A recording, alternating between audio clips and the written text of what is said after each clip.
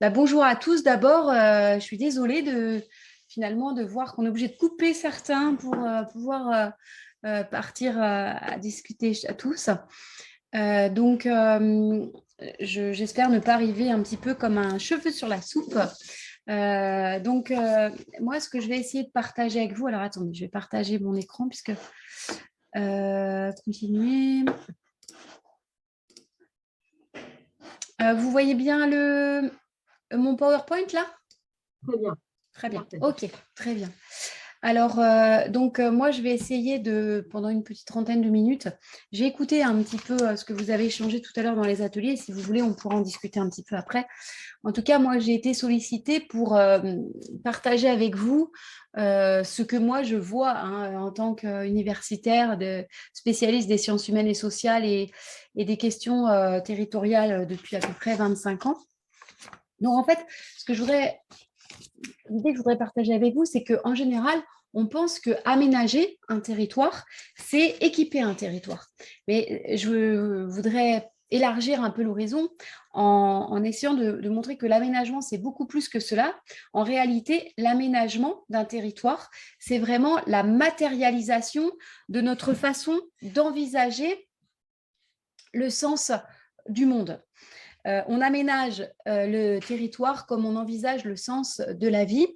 Et ce qui est important de comprendre, c'est qu'en ce moment, notre vision du monde, notre vision de ce qu'est la vie, du sens global que nous donnons à notre société, est en train de changer. Cela veut dire que la façon d'aménager le territoire va, à mon avis, radicalement changer dans les temps à venir.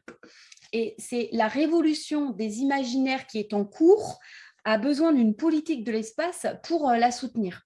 Et donc, je vais essayer d'envisager avec vous cette perspective, voire d'en faire la prospective, parce que c'est un défi immense qui nous attend. On peut dire que l'aménagement est face à un défi immense, de la même façon que toutes les sphères tous les secteurs de notre société. Alors, pour comprendre cela, je vous propose de prendre du recul. Pour comprendre comment notre société voit le monde et l'aménage, je vous propose de prendre un petit peu de recul. Vous allez voir, ça part un peu loin, mais je vais vite revenir sur des aspects que vous allez très vite bien comprendre. En fait, d'un point de vue anthropologique, c'est-à-dire du point de vue de la relation entre l'homme et son milieu, il y a trois grandes aires anthropologiques et puis nous sommes en train d'entrer dans la quatrième. La première ère anthropologique, c'est l'ère sauvage. Notre premier environnement de vie, ça a été la nature sauvage.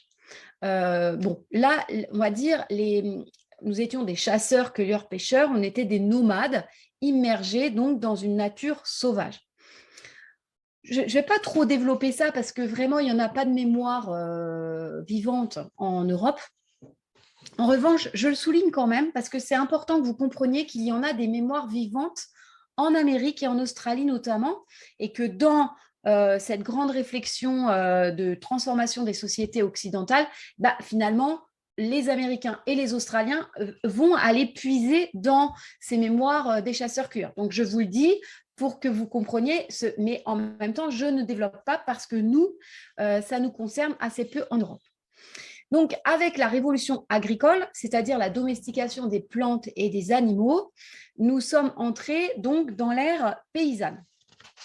Alors, l'ère paysanne, on la connaît, on en a des mémoires proches, puisque cette ère paysanne, si on prend la région nantaise, grosso modo, l'agriculture est arrivée aux frontières de ce qui est actuellement la France, vers moins 6000, et elle est arrivée dans la région nantaise qui nous concerne, on va dire, vers moins 4500 avant notre ère. On en a des traces avec les mégalithes, les premiers paysans européens. Et puis, elle a disparu vers les années 60. D'accord ? Donc, l'ère paysanne, on en a des mémoires proches. Qu'est-ce que c'est que l'ère paysanne ? Eh bien, c'est l'âge voilà, donc le fondement économique des communautés, des pays, ça va être la production de nourriture et la vente de produits agricoles. Ça va donner la naissance à notre deuxième environnement de vie d'un point de vue humain, c'est la campagne. Qu'est-ce que la campagne? Ce n'est plus la nature sauvage. La campagne, c'est un environnement de vie de nature domestiqué par l'homme. Donc, on va vivre notre deuxième environnement principal de vie, c'est la campagne. La ville, qui est un environnement de vie artificiel, va émerger à ce moment-là, mais les villes restent très petites. Ce sont des petites villes et ça représente très peu d'habitants. Donc, c'est l'âge de la sédentarisation. Les premiers étaient nomades, les paysans sont sédentaires. Il y a deux niveaux de vie communautaire. Il y a la communauté familiale qui existait déjà chez les chasseurs-cueilleurs, mais s'ajoute à ça la communauté villageoise. Les deux communautés principales, localité, parenté. Parenté, localité, communauté familiale, communauté villageoise.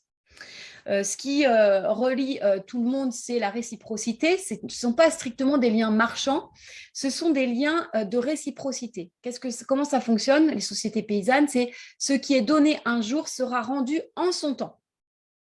Et c'est ça qui fonde le lien social au niveau des communautés.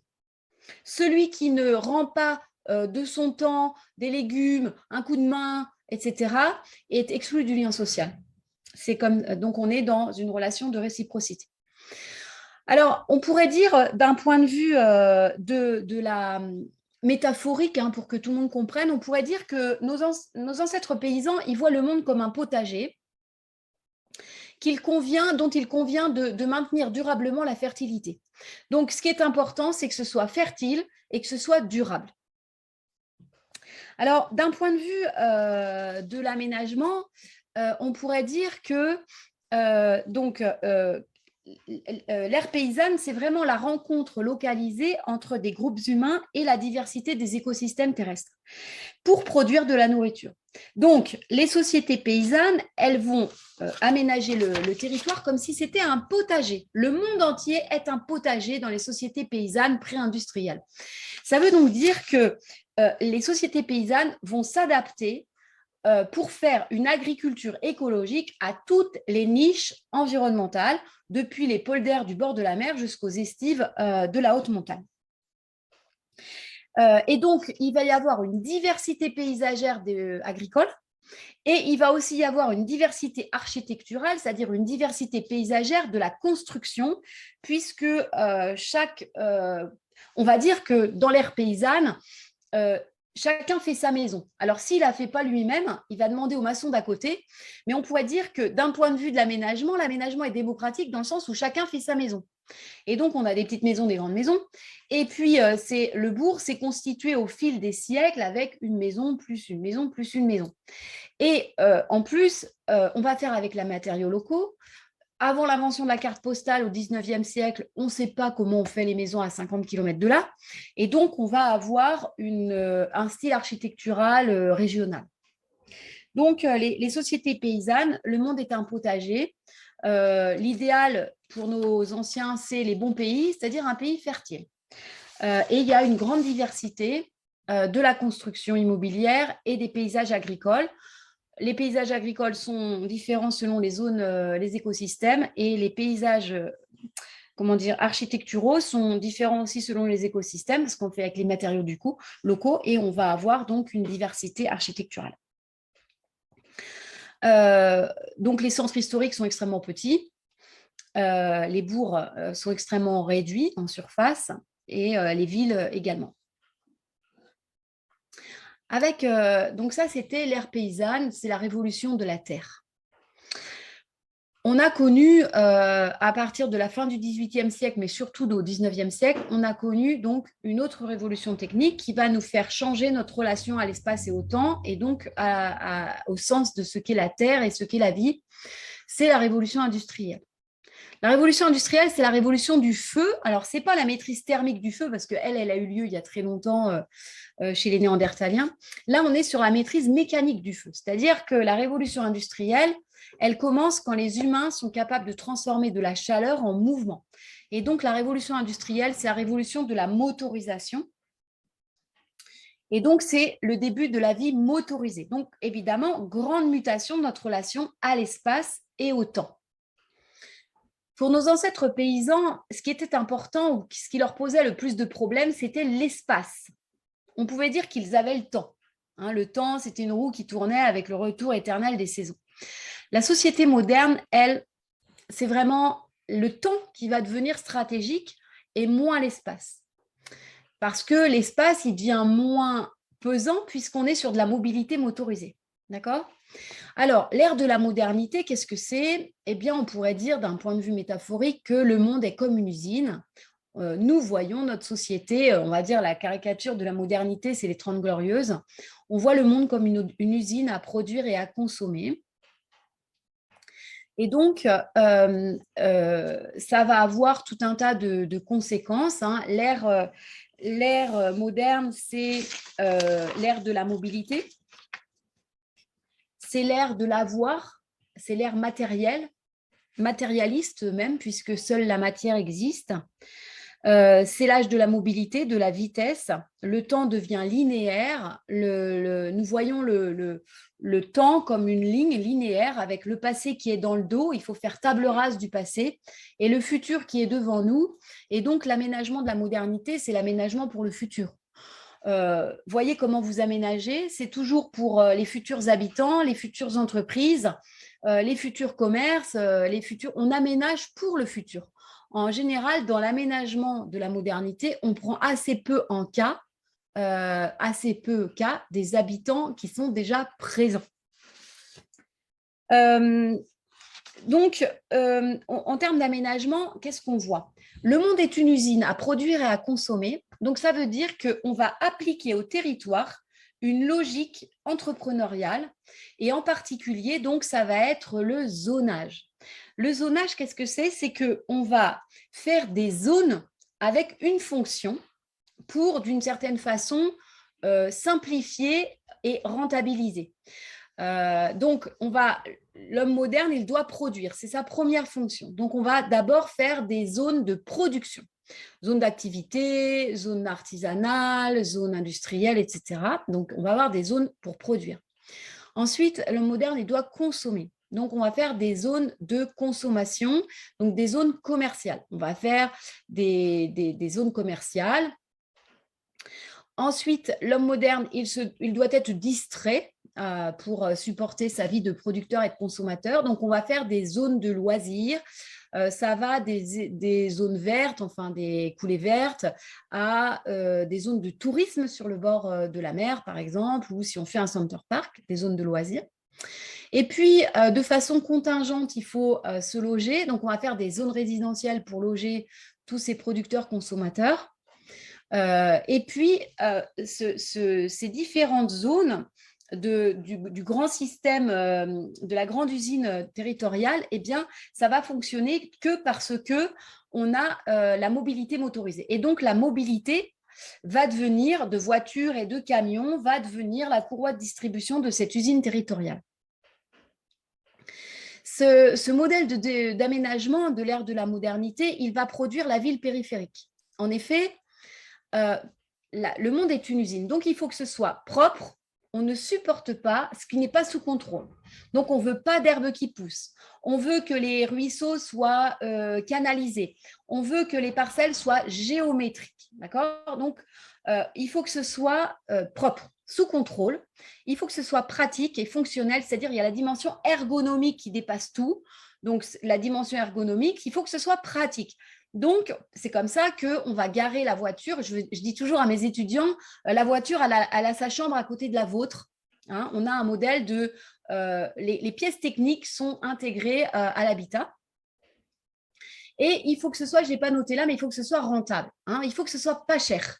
La société, l'ère moderne, c'est la société cheap. C'est pas cher. D'accord ? Donc, il faut que ce soit rentable et pas cher. Il faut que ce soit ergonomique, c'est-à-dire très pratique, très fonctionnel.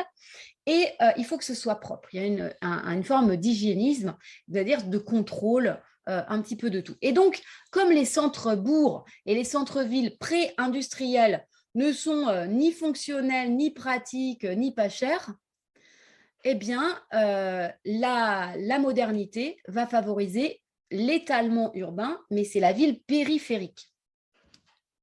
Et j'entendais tout à l'heure quelqu'un qui disait Redon perdait des habitants alors que les communes autour en gagnaient et donc ça nous plombait. En fait, ce n'est pas que Redon perdait des habitants, c'est simplement que le système territorial fait que Redon, qui était un vieux centre, n'est ni pratique ni fonctionnel, et qu'on va faire de la ville pas chère, pratique et fonctionnelle. C'est un mode périurbain avec les zones industrielles autour, les zones commerciales autour, les zones résidentielles autour, et puis la rocade.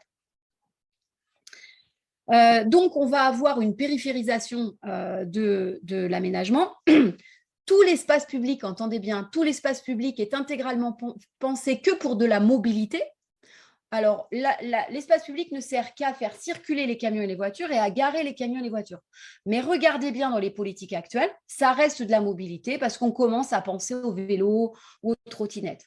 Mais l'espace public, ce n'est que de la mobilité. Gardez-le à l'esprit pour l'aménagement du futur. Et puis, autre élément, c'est la banalisation des paysages. Pourquoi ? Parce que l'ère de la modernité, c'est l'ère industrielle. Et donc, on a une industrialisation de l'agriculture qui va, elle aussi, simplifier, faire du zonage, de la monoculture, de la spécialisation des exploitations. Donc, on va avoir une banalisation des paysages agricoles. Et sur un modèle, alors on a ici de l'élevage, banalisation d'un paysage d'élevage, banalisation d'un paysage de céréaliculture, banalisation d'un paysage maraîcher, homogénéisation. Et puis, on a une industrialisation de la promotion immobilière. Ce qui fait qu'aujourd'hui, l'habitant ne construit pas sa maison, il n'appelle pas le maçon du coin. En général, on a de la promotion immobilière, on a des aménageurs qui vous propose 2 modèles de maison, on va dire, dans le coin. Enfin, chez vous, il n'y a qu'un modèle de maison, c'est le modèle breton. Mais le modèle breton, c'est la même chose que le modèle bourguignon, on change les matériaux sur les toits. Et vous avez bien compris que le pavillon modèle vendéen, eh bien, c'est la même chose que la maison provençale. Et donc, on a grosso modo 2 styles de maison dans toute la France. Et donc, on a une périphérisation et une banalisation paysagère. Donc, voilà où nous en sommes. Alors, vous comprenez bien que là, nous sommes en train de vivre une nouvelle révolution. Donc, c'est les effets de la révolution numérique qui a commencé donc en 1990. On va dire, c'est l'Internet tel qu'on le connaît aujourd'hui.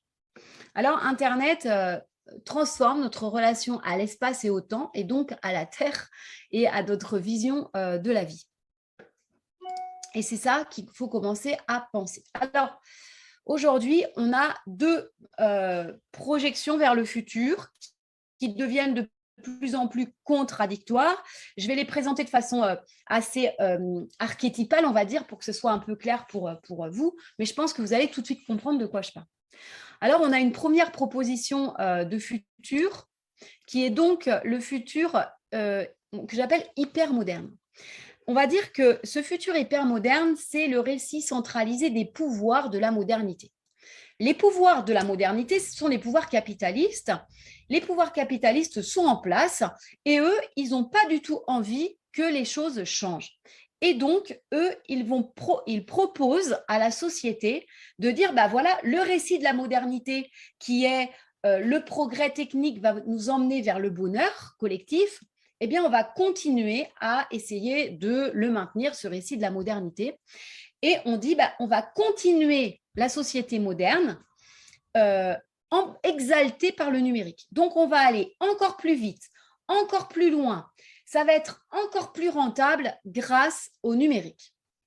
Et donc, le monde n'est plus une usine avec un homme-machine, mais on va dire le monde est un ordinateur et l'homme est un robot biologique qui va être connecté via Internet aux objets qu'il utilise. Et donc, ça, c'est le récit hyper moderne.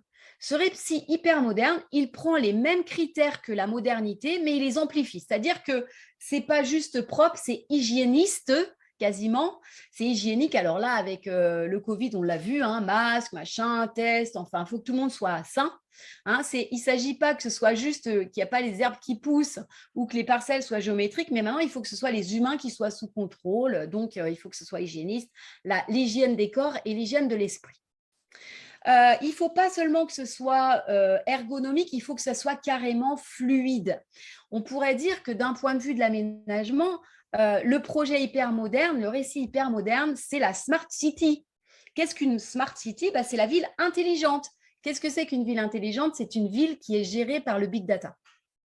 Et donc, c'est quoi le big data? C'est que les humains connectés via Internet à leurs objets, les humains utilisent leurs objets, mais les objets utilisent les humains pour générer de la donnée en massive. Et c'est ce big data qui sert à alimenter la smart city. Et donc, sous couvert d'esprit un peu écolo, un peu inclusif, etc., vous comprenez bien que cet aménagement hyper moderne, en fait, c'est la ville, la smart city, c'est une ville du technocontrôle. Hein, donc, les humains sont placés sous un contrôle technique. Donc ça, c'est, on va dire, le récit hyper moderne que les pouvoirs en place essaient d'installer par la ruse, hein, de façon plus ou moins dite. Parce qu'en général, vous voyez, dans Nantes, hein, il y a des capteurs passifs qui captent vos données, ce n'est pas marqué nulle part. Donc ça, c'est le récit hyper moderne. Ce récit hyper moderne, en fait, il ne fait pas rêver. On pourrait dire que le rêve américain de la modernité, il y a des gens qui ont traversé l'Atlantique pour ça. Le rêve hyper moderne, on va dire sur un modèle un peu plus chinois, ne fait rêver personne. Et il n'y a personne qui traverse les océans Pacifiques ou les continents pour vivre ça. Donc, de plus en plus de gens décrochent, soit parce qu'ils prennent conscience que ce projet de futur nous emmène tout droit à l'effondrement écologique, parce qu'il n'y a pas 3 planètes pour ce mode de vie. Il n'y a pas assez de ressources, on va dire, hein, les ressources sont limitées. Et puis, il y a des gens qui décrochent aussi parce qu'ils se rendent compte qu'on est sur un effondrement éthique du modèle de la modernité. Il ne reste plus rien de la modernité, ni son idéal philosophique, ni son idéal social. Il n'en reste plus que son idéal technique. Et donc, on commence à se créer un récit alternatif.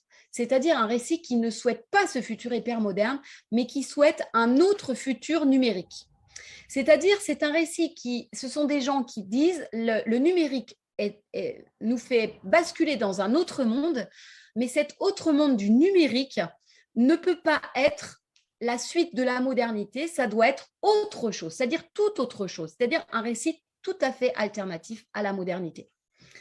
Alors, je résume grosso modo, hein, ce récit alternatif à la modernité, il n'est pas clairement construit parce qu'il n'émane pas du centre de pouvoir, mais il émane de façon décentralisée dans les périphéries du système hyper moderne.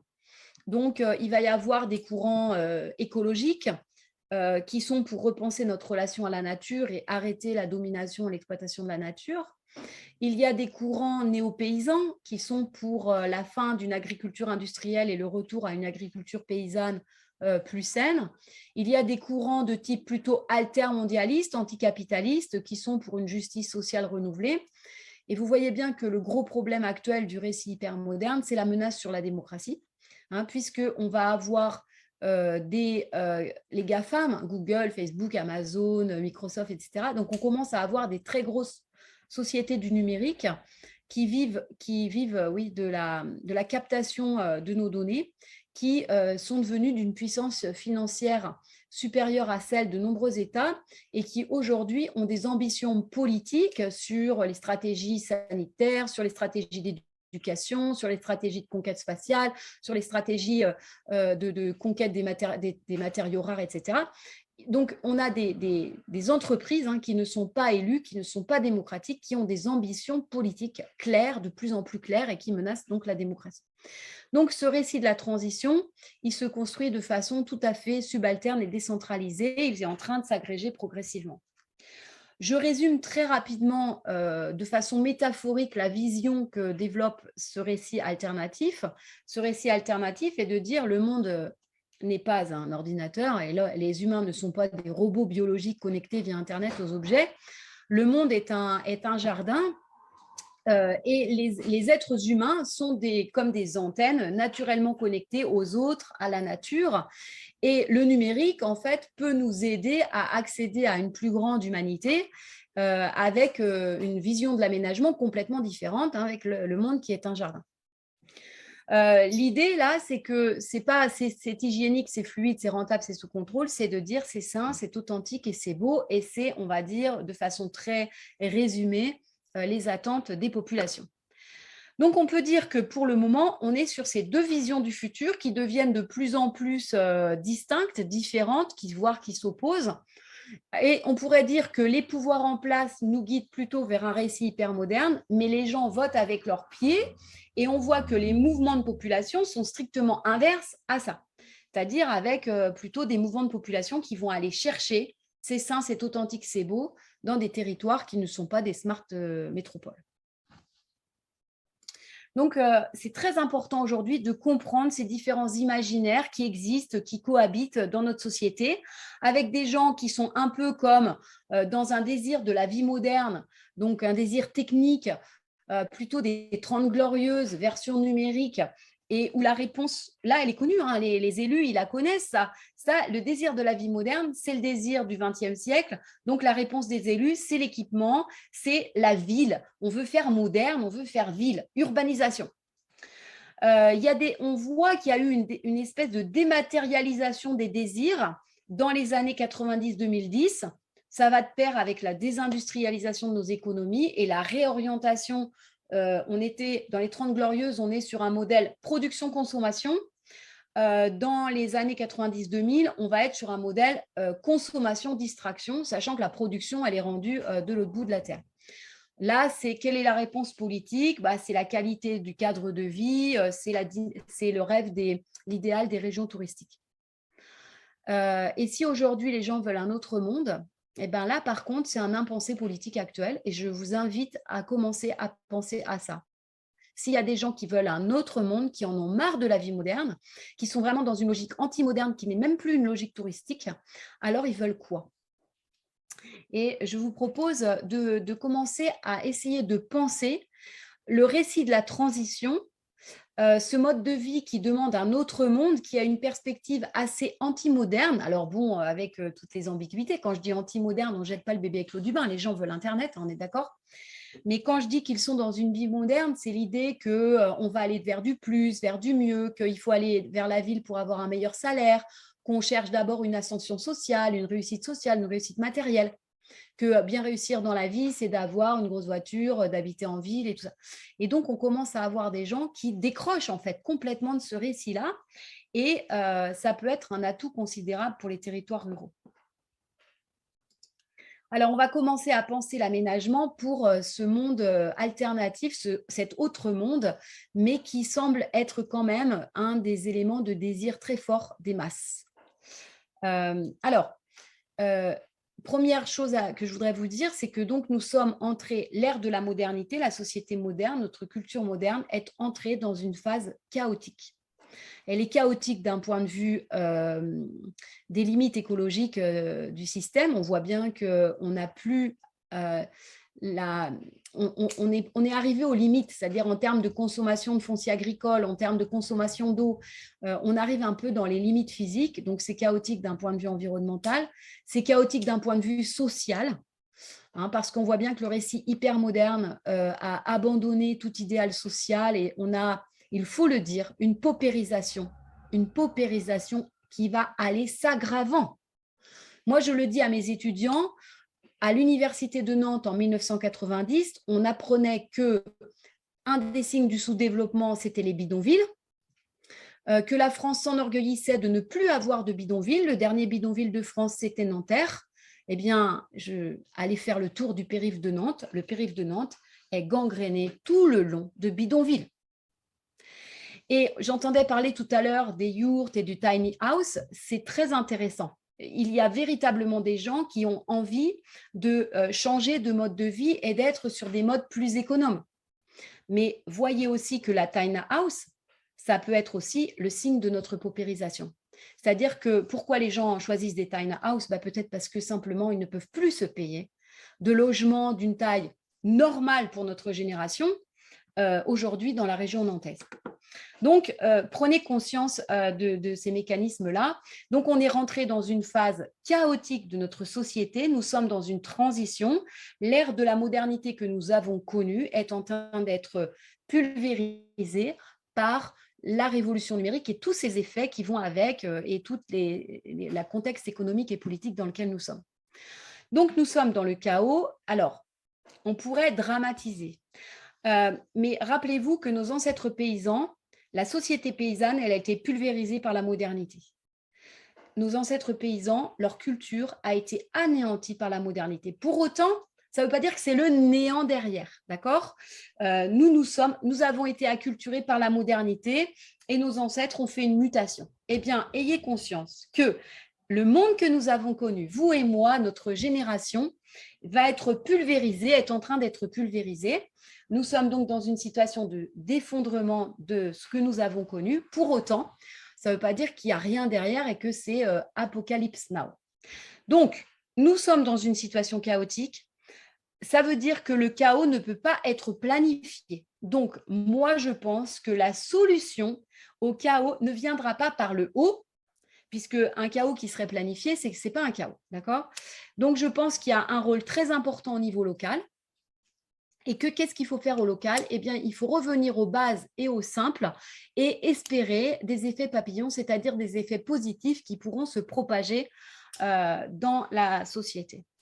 Alors, Hartmut Rosa, qui est un sociologue allemand qui a fait un travail très, très intéressant sur la société frénétique et comment s'en sortir, pose la question qu'on n'ose plus poser, c'est la question de, au fond, le bonheur collectif. Et je pense que le rôle d'une collectivité, c'est de réfléchir à une forme de bonheur collectif, de favoriser le bonheur des gens qui vivent sur le territoire. Alors, le bonheur, c'est difficile. Alors, je suis partie sur les bases, les besoins humains fondamentaux. Quels sont les besoins humains fondamentaux ? Alors, vous connaissez, je pense tous, la pyramide de Maslow. La pyramide de Maslow, elle datait de 1943. Elle a été actualisée par des psychologues en 2010. Les psychologues, ils ont rajouté 3 étages, enfin, les 4 premiers étages de la pyramide de Maslow sont conservés. En revanche, Maslow ne prenait pas du tout en considération les pulsions de reproduction, de rencontres. Et donc, ils ont ajouté les 3 en haut et ils ont… Et par contre, ce qui est très important aussi par rapport à la pyramide de Maslow, c'est que Maslow disait les besoins sont pyramidaux. Et les psychologues ne disent pas du tout. Les besoins humains fondamentaux, ils ne sont pas pyramidaux. Vous avez besoin de rencontres, y compris si vous avez faim. Okay ? Donc, les besoins sont inconscients et concomitants. D'accord ? Ils sont inconscients. Alors, là, vous les avez sous les yeux. Donc, il y a des besoins physiologiques, d'accord, respirer, boire, se reposer, pouvoir se reposer, dormir, faire ses besoins, voilà, se réchauffer. Ensuite, il y a des besoins de protection physique, psychologique, sociale, financière, etc., pour repousser la violence, qu'elle soit sociale ou physique. Des besoins d'appartenance, l'être humain a besoin d'être aimé tel qu'il est, repousser l'abandon.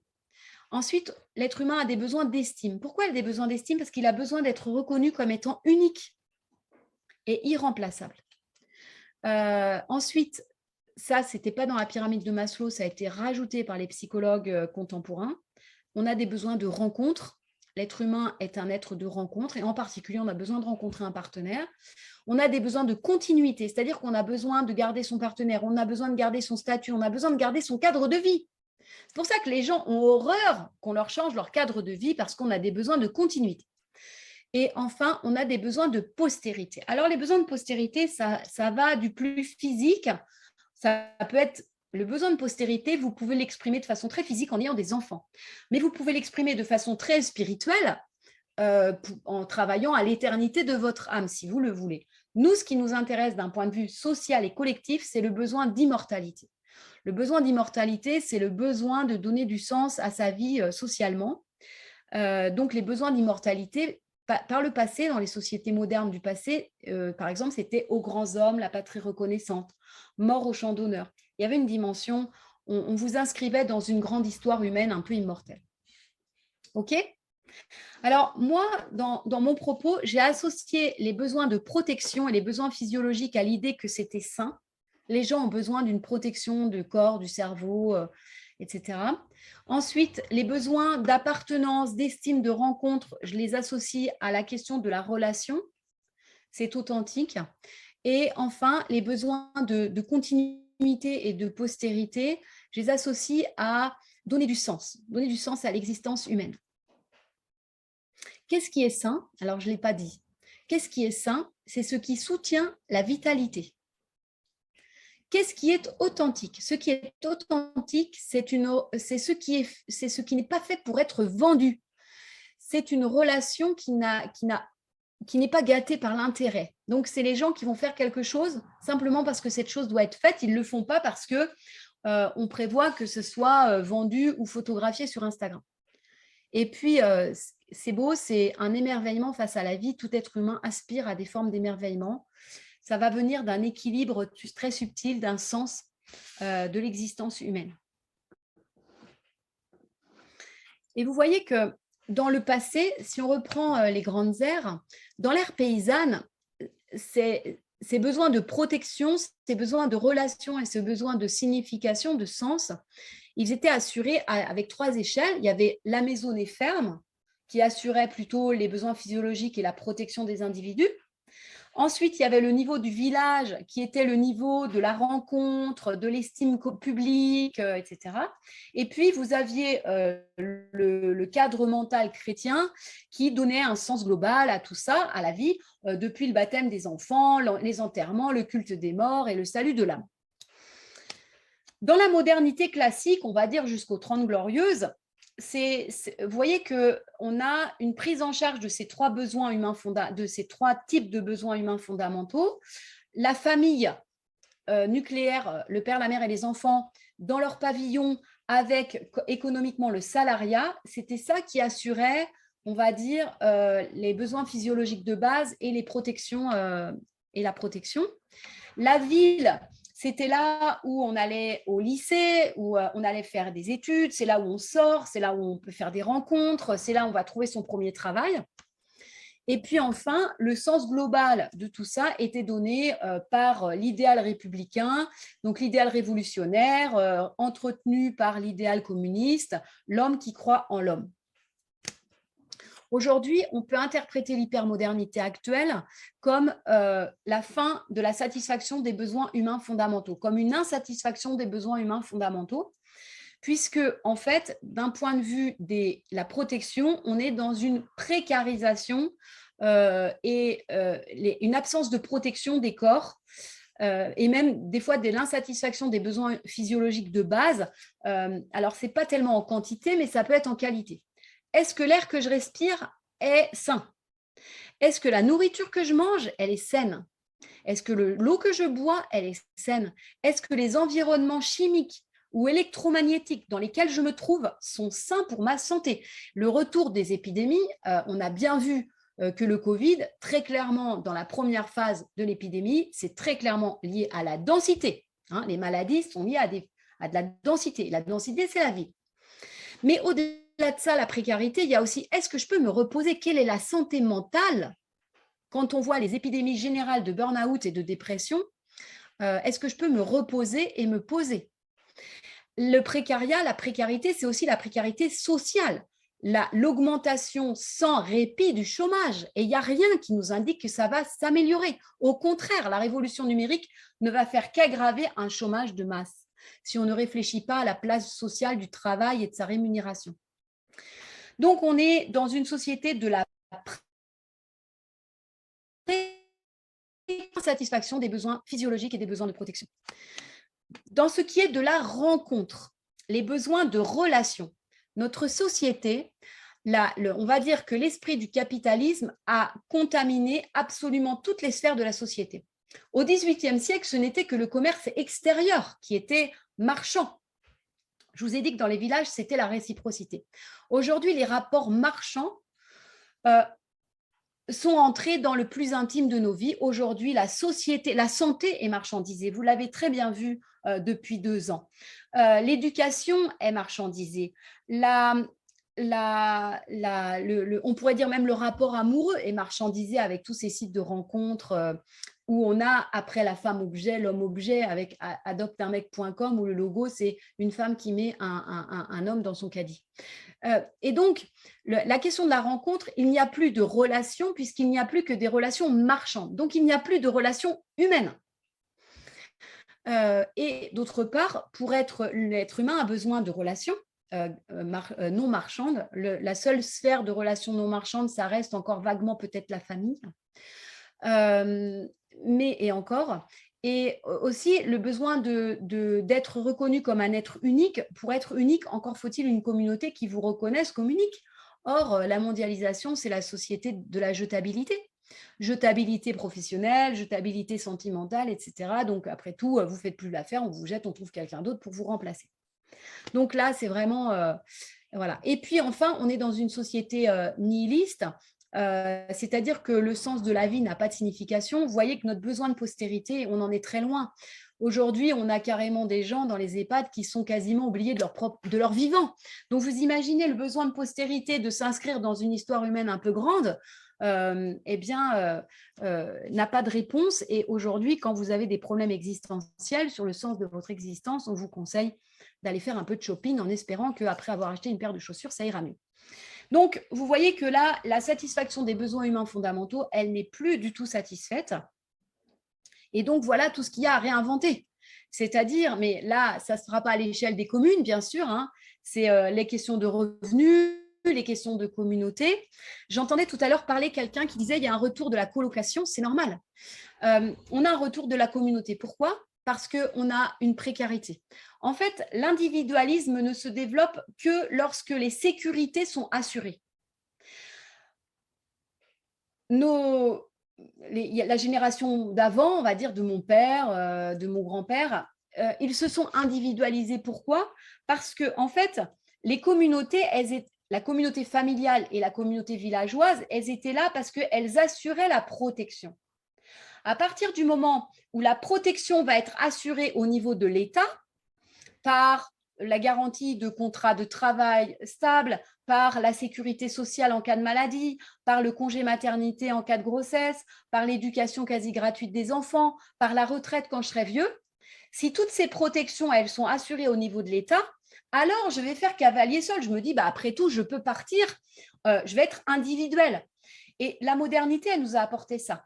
On est sorti des communautés et on s'est individualisé. On vivait en communauté comme un rocher. La modernité nous a individualisés. On s'est extrait du rocher, puis chacun a fait son petit pavé. Aujourd'hui, la fin des sécurités égale le retour des communautés. On est tellement seul qu'on est précaire. Et donc, on va chercher à recréer des protections dans des communautés. Mais les communautés du futur, c'est des communautés d'individus. On ne va pas revenir comme on était. On était comme un rocher, on dansait en groupe, on mangeait en groupe, etc. On s'est individualisé, on a appris à danser tout seul, à manger tout seul, à vivre tout seul. Et demain, on va vivre dans des communautés d'individus. Donc, ça veut dire que demain, on va réfléchir à de l'habitat où il y a du privé et du collectif. Vous voyez, par exemple, ça ne va pas être tout à fait comme ça. Donc, j'essaie très rapidement, parce que je vois que l'heure tourne, je vais conclure très rapidement pour essayer de faire des exemples concrets. Moi, je pense que les territoires désirables de demain, ce sont les territoires qui vont être capables de répondre aux besoins humains fondamentaux, non pas seulement d'un point de vue matériel, comme dans les 30 Glorieuses, mais d'un point de vue, pas de l'avoir, mais d'un point de vue de l'être, d'un point de vue plus immatériel. Et ces territoires, c'est les territoires qui vont être capables de protéger. Les gens demandent de la protection. Les territoires qui vont être capables de créer de la relation, mais de la relation non marchande, de la relation humaine reliée, et les territoires qui vont être capables de donner du sens à l'existence humaine.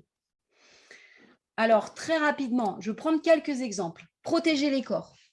À mon avis, c'est la question de la santé, qualité écologique de l'eau, de l'air, des sols, de la nourriture, qualité des environnements chimiques, électromagnétiques. Est-ce que les collectivités locales sont capables de protéger les gens contre les forces du marché qui ont tendance à générer de la pollution? Ça, c'est une question. Protéger les corps, c'est aussi la question de la précarité sociale. Comment votre territoire, pour les 30 ans qui viennent, peut envisager d'accueillir ou de gérer de la précarisation massive de population? Qu'est-ce que vous faites si, au lieu d'avoir 15% de gens qui sont sous le seuil de pauvreté, vous en avez 30? Donc, la question de la protection des populations. La question de la protection des cerveaux. Alors, je n'ai pas trop le temps c'est un sujet très intéressant, la santé mentale. Hartmut Rosa dit que la société frénétique, c'est-à-dire la société de l'hypermobilité, c'est une société qui a un mental complètement stone. C'est-à-dire que plus on est agité du corps et du bocal, plus on a une pensée figée. Et on pourrait dire que plus les gens sont égarés dans cet espace-temps où ils s'agitent en permanence, plus ils ont une santé mentale défaillante, où finalement on pourrait dire que ce sont des zombies. Ils vivent comme des zombies, c'est-à-dire ils font ce qu'ils ont à faire, mais ils sont vraiment complètement aliénés. Et donc, si vous voulez éviter les attaques de zombies, il va falloir, c'est pour ça que se développe la méditation. La méditation, c'est refaire le calme, calmer le corps et le mental pour avoir plus de profondeur et de conscience d'exister et de réflexion, etc.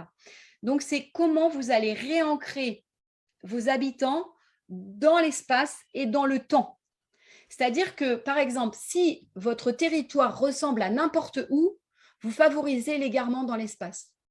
Et l'égarement dans l'espace, c'est un des éléments de la zombification. Donc, préservez la diversité de vos territoires. Réancrer le patrimoine utiliser le patrimoine pour se réancrer dans le temps, favoriser la prise en considération des saisons, de la nuit, par exemple, etc.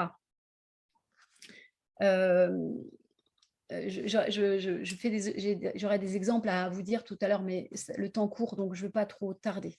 D'accord? Donc, santé mentale. Donc, rappelez-vous que tous les mouvements slow, de ralentissement, sont en même temps des mouvements de relocalisation, parce que l'espace et le temps sont liés. Et plus vous allez permettre aux gens d'être ancrés dans l'espace et dans le temps, ici et maintenant, plus vous allez favoriser leur santé mentale et leur bien-être, et moins vous aurez des habitants zombies et plus vous aurez des vrais habitants conscients. Permettre au cœur de se relier, alors là, c'est l'être humain. Dans cette société capitaliste de la marchandisation généralisée, l'être humain aspire à la relation, à l'amour. Il a besoin d'être aimé, d'être reconnu comme unique. Regardez ce qui s'est passé au Canada. Beaucoup d'exaltation des sentiments. Bon, il y a un besoin de relation. L'espace public de demain doit être attribué à la relation et pas seulement à la mobilité. Qu'est-ce que je dis par la relation? Il y a 3 choses que Michel Maffezoli dit. C'est le festif, l'onirique et le rêve, l'imaginaire et la fête.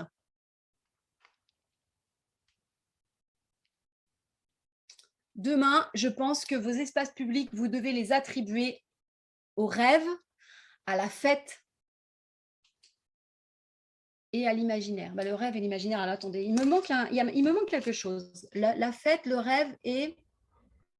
Bon, bref, la rencontre. Donc, voilà, pour le cœur, l'espace public, très important à repenser dans la relation. Permettre aux esprits de s'élever, c'est favoriser la beauté, c'est-à-dire que demain, l'ergonomie, ça ne va pas suffire. Florence Foresti le dit, c'est pratique, mais c'est moche. Alors, la modernité, c'était pratique, mais c'est moche. Et Florence Foresti, dans un de ses sketchs, dit, mais il faut faire gaffe quand même, parce qu'avec des idées comme ça, un jour, tu te réveilles et c'est la fête du moche. Je pense qu'on est en train de se réveiller et c'est la fête du moche dans le bourg. Faites attention, vous savez que pendant urbaine, faites attention aujourd'hui avec la rénovation de vos centres-bourgs. La rénovation du centre-bourg, si ça devient la modernisation, banalisation de vos centres-bourgs avec des petits collectifs R+2 partout, alors ça sera la fin, la banalisation complète de votre territoire.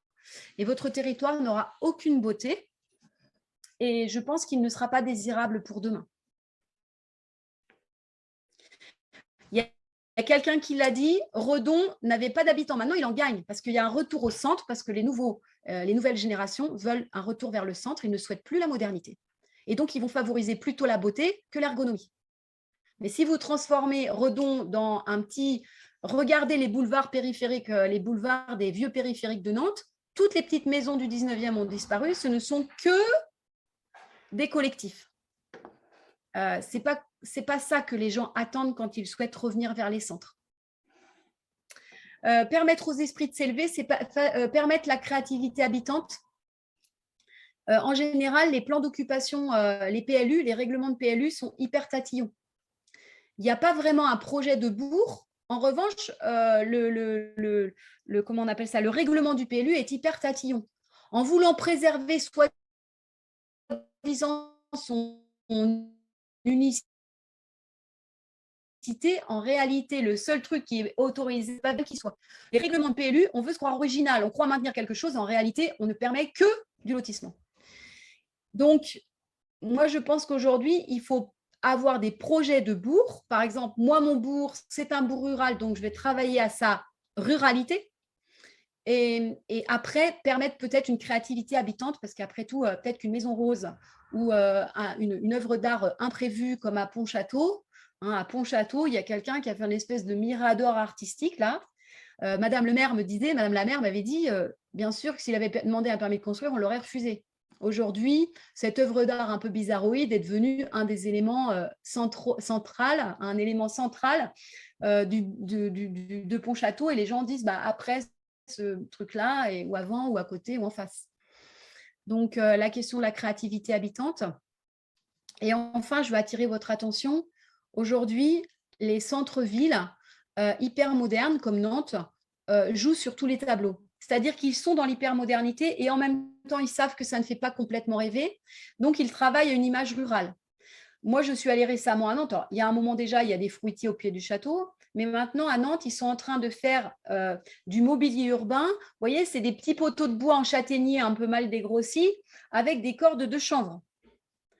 Il manque juste la petite vache en plastique au milieu du parterre pour faire rural.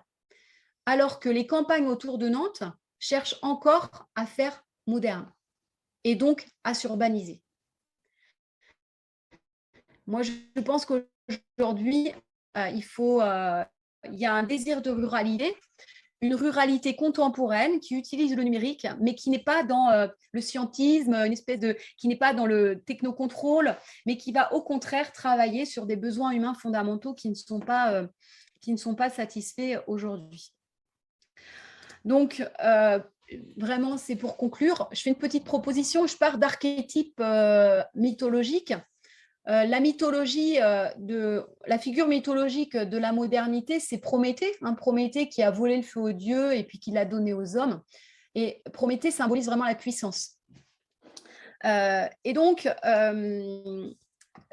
alors, je vous propose de passer à Orphée. Orphée, c'est le symbole du poète. Et donc, Orphée, c'est celui qui est le heureux de vivre là où il est. Et donc, je vous propose il ne s'agit pas de renier, mais simplement d'ajouter à votre idée de puissance, est-ce que vous pouvez réfléchir en même temps à la question de la relation? Est-ce que vouloir toujours apporter des réponses techniques, on ne pourrait pas le remplacer par se poser les bonnes questions sociales? Il y a un maire d'une petite commune rurale de la Nièvre qui m'a dit « On est en train de passer du temps des ingénieurs au temps des ingénieux ». Comment on va passer d'une logique « c'est propre, c'est pas cher et c'est pratique » à « c'est sain, c'est authentique et c'est beau ». Plutôt que de penser toujours au progrès, est-ce qu'on peut penser aux soins que vous apportez aux gens qui sont déjà là? Est-ce qu'on peut passer de l'avoir à l'être, du quantitatif au qualitatif, de la politique du résultat à la politique de l'intention, de la politique de l'attractivité plutôt que chercher à être attractif, c'est-à-dire séduire des gens extérieurs? Est-ce que vous pouvez travailler à votre propre vitalité qui vous rendra désirable? Les gens auront envie parce qu'ils se diront « ouais, ça bouge, ils ont l'air de faire des choses sympas ». Passer de l'aménagement au ménagement, passer du diagnostic territorial à la biographie territoriale, d'où vous venez, passer de l'ergonomie à la beauté, de la gestion du futur à la gestion du présent, et du refoulement du passé au recyclage des mémoires paysannes de votre territoire. J'ai été un peu rapide, un peu longue peut-être, j'espère pas vous avoir trop ennuyé trop longtemps. Si vous voulez plus de détails et plus d'analyse, je vous conseille la lecture intégrale de mon livre qui s'appelle Ploug Pride sur le renouveau des campagnes.